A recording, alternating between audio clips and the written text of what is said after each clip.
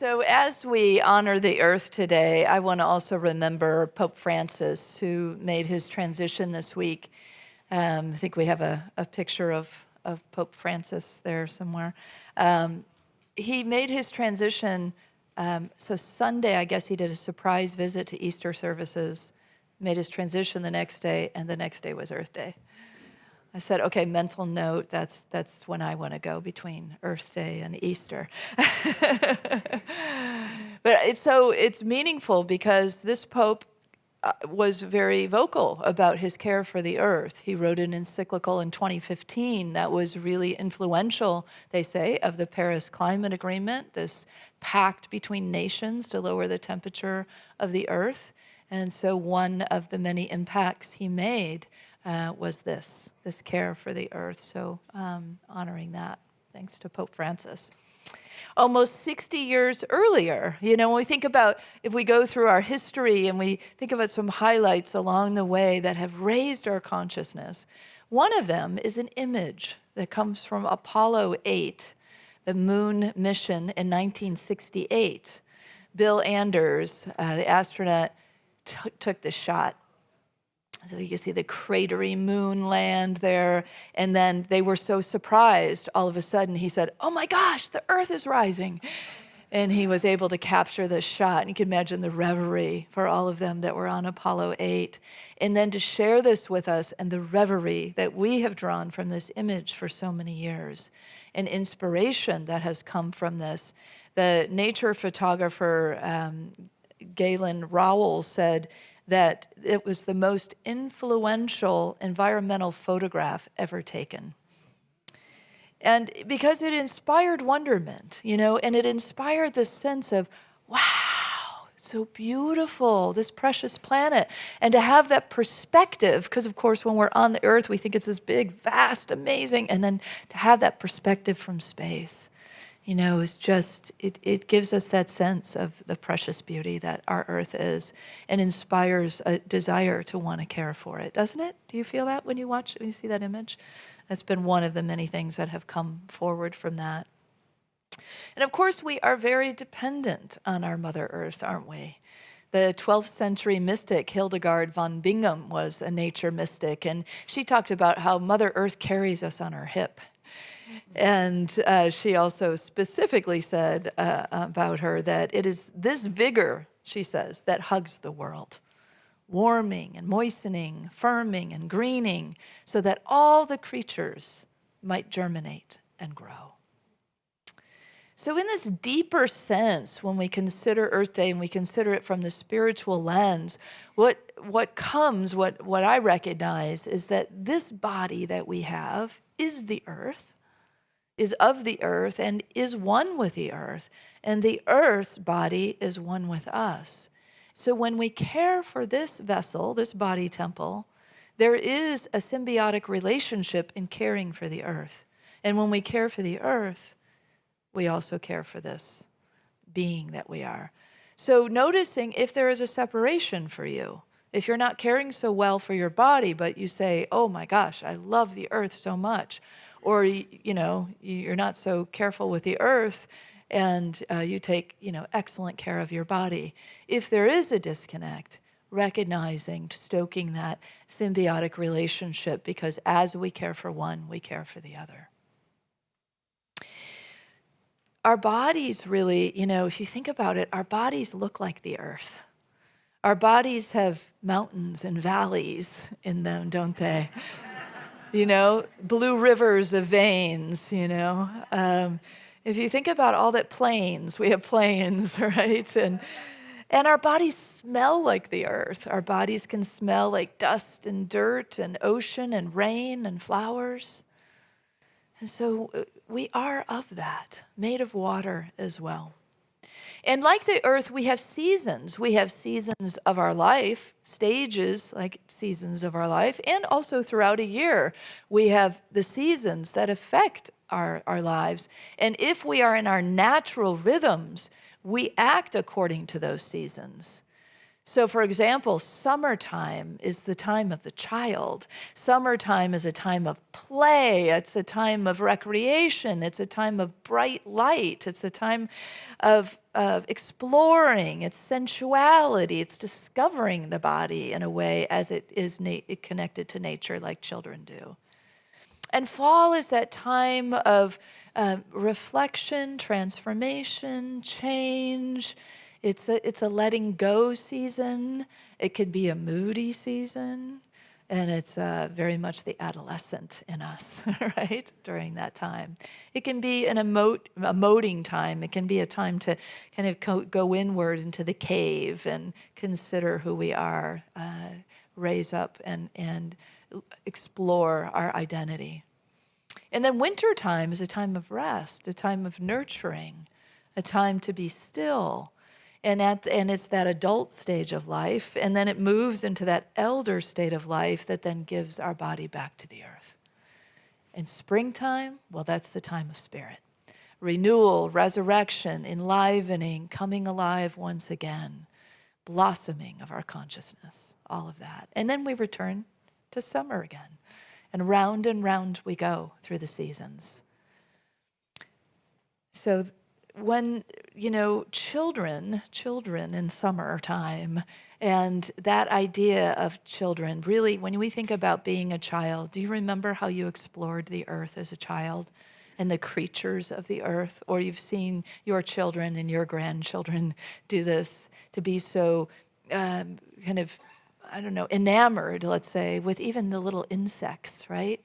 Little pieces of dirt and leaves and twigs, and how they can become playthings and imaginative things and so on. Even our co-founder, Myrtle Fillmore, would talk about the joy that nature brought her. Particularly, she said that she was accused of being a nature worshiper when she was a child.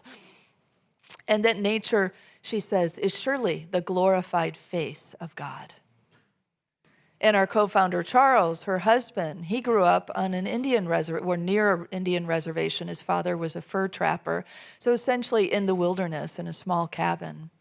And a very interesting thing happened to him. It's said that the local Native American tribal members came in full ceremonial dress, scooped Charles up as a baby and took him away for hours and hours. And his mother didn't know where he'd gone, if he was going to come back. And he doesn't remember because he was so young, but he believes he was used for some kind of ceremony and then brought back safely to his mother. When I've read some of the things about indigenous people saying that there will be a time in our history when the white man will awaken, I think sometimes about that ceremony and what an awakened being our co-founder Charles was, and perhaps that ceremony was about planting the seeds of awakening and bringing the truth to the people at a new level. Who knows? We don't know. We can make up our stories, right? It's part of the mystery. I know I felt connected most to spirit in nature, particularly as a child. How many of you felt that way? Oh yeah, look around the room. Almost a full house of nature lovers. As Trey used to say, dirt worshipers, tree huggers, I'm one of those. So, the other day I was speaking of children and play and connecting with the earth. I was back by Sonder Creek Academy, the school that rents from us, and the kids were in the sandbox playing. And I noticed they had this little toy pickup truck, and in the dump truck area was a pile of worms. It had just rained. And I could tell that some kind of negotiation was going on. And so one boy turned to me and he says, "Do worms like sand?" And I said, well, they might like sand, but I think they like soil better. And so I could tell the ringleader was, trying to influence everyone to put the worms in the sand. And suddenly, without any words, they just scooped up that little toy truck and off they went to find some fertile land for those worms. And it was beautiful to me because no words were needed, right? Children can also sometimes be fast actors. And so we can take our cue from our children to be fast actors. Oh, the worms need soil? Well, get them over into the soil. The plant needs water, give it some water.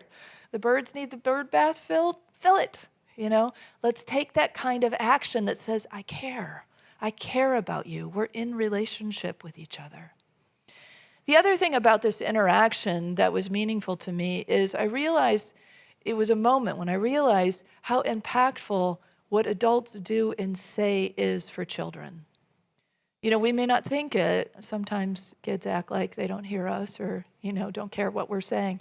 But we know from experience of being a child and being in influential roles, which means just being an adult, is that what we say and how we act does make a profound difference. In fact, how we act is even more so, right? So yesterday when we had our Tending Our Sacred Grounds, it was a multi-generational experience. And there were children here that worked alongside the adults in organizing and cleaning and weeding and landscaping, and even in preparing the plant-based potluck and then eating that together. And it was just such a beautiful experience. So when we can think about those kinds of things that will have an impact on children, we must do them. Because it affects not only the next generation, but as the indigenous people say, 7 generations. Think 7 generations out. Of course, it affects into infinity, but think in that way. So what example are you setting for the children around you, for the next generation in your life? And what could you be doing differently? What are you teaching the people around you through your actions? So we talked about life, or we talked about our bodies being a part of this seasons of life. And our bodies are also very much like the earth's elements.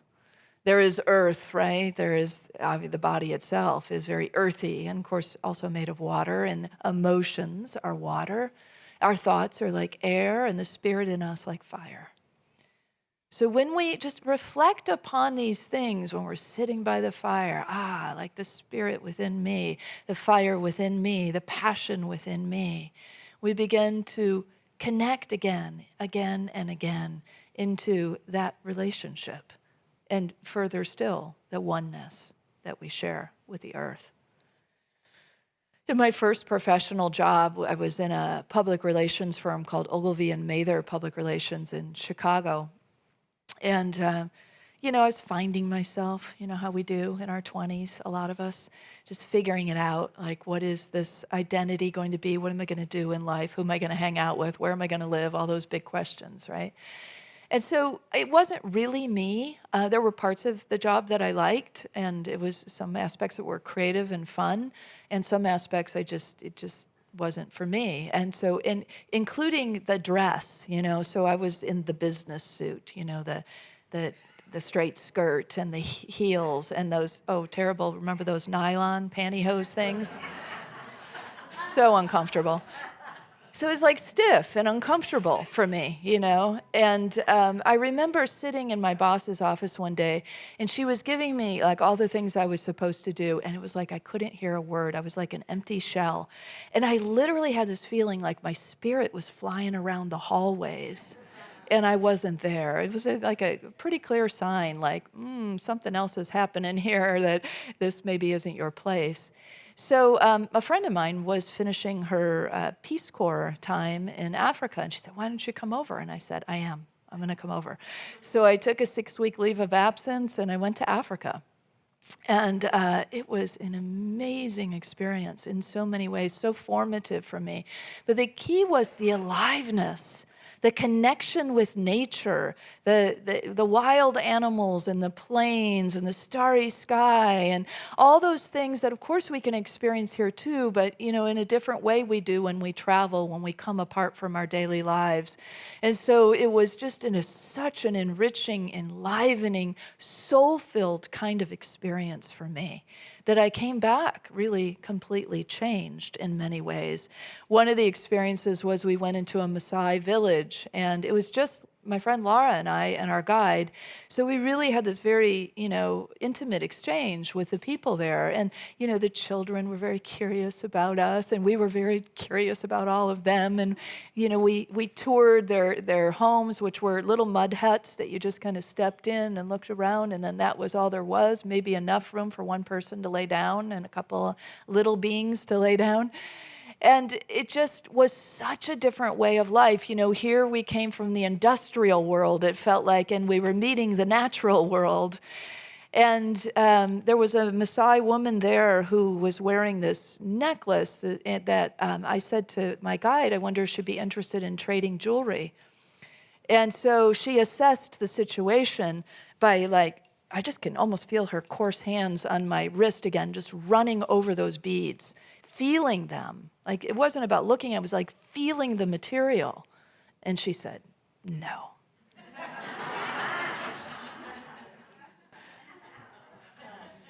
See, she said they were too cheap. How about that? I had the money to fly across the world, right? To leave my professional job and all my business suits behind. And my bracelet was too cheap for this Maasai tribal woman. It's beautiful, isn't it? That's so beautiful to me, because what was she saying? She was saying, that's not of value because the material of which it is made is not close to the earth. I think they were plastic beads manufactured in California, you know? And she knew it. So when she says it's cheap, what she's talking about is what is of value? What is of value? In our minds, we might think about money, right? But I believe in her mind, it was about value. What do we value? We value what comes from the earth. We value the resources of the earth. We value the creativity of our hands and our senses, and our body is earth. And also, her necklace came from the witch doctor, which was very sacred to her and was about her healing. So that alone seems like enough to say no. So can we find, that story makes me think, can we find it in ourselves? And I know we have a whole societal, industrial process behind us that has made us who we are, for better or for worse. But could we find it in ourselves? A question for each of us to ask: to consume less and commune more. Because that's the key, isn't it? If we just commune with what is here, what is available, what is natural, and get off the cycle of constant consumption, we would do so much to help our earth. And it's a hard cultural thing to break, I know. But we can do it. Digging in the garden, right, gets us close and reminds us. All these things that remind us, lying on the earth, looking at the sky. We get reminded of the things we really value, what we really want to invest in. And we make a different investment than in ourselves, which makes a different investment in the earth, which blesses the generations to come. I sing the body electric, Walt Whitman wrote. And whenever a poet writes, people, all these different perspectives. What does that mean? I sing the body electric. And I think about just an infusion. For me, it's an infusion of energy and vitality and invigoration and aliveness. What I choose to do sings my body into that electric light that we talked about in the resurrection last week, juxtaposed between Easter and Earth Day, the transition of a spiritual leader that walks that idea of the resurrected light in the body. I sing the body electric. How do you do that? How do you sing your body electric? Religion has played a key part, hasn't it, in really the devastation of Earth, let's be honest. There has been a part that religion has played over the years to tell us that the body is less than, that the body temple is not so much a temple, but an earthly, pile of sinful flesh, which really then translates into the earth. And then there's been misinterpretation over the years of, humans are here to somehow dominate the life forms on earth. But that isn't ever what was really meant, right? We're stewards. We're in this walk together with the plants and the animals. And so there is this constant relationship going on. It only takes our presence to move to it and to heal whatever has happened before this in our teachings that have gotten us askew. It's from the same faulty playbook that these creatures have been and somehow put into this kind of superiority, inferiority complex with us. Many indigenous peoples say that the earth will resurrect herself. The question remains, will we? And what will save us is the shifting of our perspective. What Joanna Macy, the deep ecologist, calls the greening of self. This greening of self is a transition into an ecological self. And an ecological self is able to shift perspectives, not just see the world and experience the world through I, myself, but through all. That's the image of the greening self that Joanna uses. And so what she talks about here is that as we shift our perspectives, we begin to have empathy and compassion and understanding from the perspective of the tree or the animal or whatever it is we're interacting with. David Abrams really explains this well, I think, in his book, The Spell of the Sensuous. And in it, he talks about how a lot of times when we touch something, let's say like I'm touching the leaves of this flower, and it's like, oh, wow, that is so silky and soft and smooth and feels really good. And do we ever think about how does it feel for the flower to experience our touch? And so as we put ourselves in these different perspectives, then we are in the richness of that relationship. And so that is a part of our process of greening ourselves. Joanna tells about a story when she was giving a lecture at a university about some of the activism that was going on, the environmental activism. And she was talking about people having the courage to stand in front of the harpoons and the people that wanted to kill the whales, or stand in front of the tree between the person with the chainsaw and say, you know, this tree is going to be protected by me. And this young man, Michael, one of her students, wrote to her afterwards this very poetic understanding of that. And he talked about what it feels like for the tree to be protected in such a way, to feel the grip of the tree hugger and the nails in its bark, and to feel that sense of, I care about you. And he talked about, from the perspective of the whale, how it is to face what he called bodhisattvas in rubber boots that were between the harpoons and allowed them to escape down into the deep sea, and the gratitude that the tree felt and the gratitude that the whale felt. It's a beautiful thing to begin to think in these terms about how we are all in this together. And we are walking each other home, as Ram Dass once said. When's the last time you ate? And did you eat as if you were having sacred communion? I know we did, yeah, it felt like that yesterday to me at that plant-based potluck. I like pretty food, so it was really fun to see all the fruits and vegetables and all the colors spread out and the fresh smells. And so for some of us that, you know, that's a part of the experience. If we slow down enough to be present to the textures and the colors and the experience, we generally will eat healthier because we're present. We're present to what we're doing. Communing, not just consuming. So Mary Oliver talks about this in a really beautiful way, talk about poets. I mean, poets are the best at really expressing all of this, aren't they? Do you know Mary Oliver? Some of you know Mary Oliver, yeah. So she talks about making her way to God through a slice of melon. This comes from her book, Thirst. Every morning, she says, I want to kneel down on the golden cloth of sand and say some kind of musical thanks for the world that is happening again, another day. From the shawl of wind coming out of the west to the firm green flesh of the melon, lately sliced open and eaten, its chill and ample body flavored with mercy. I want to be worthy of what?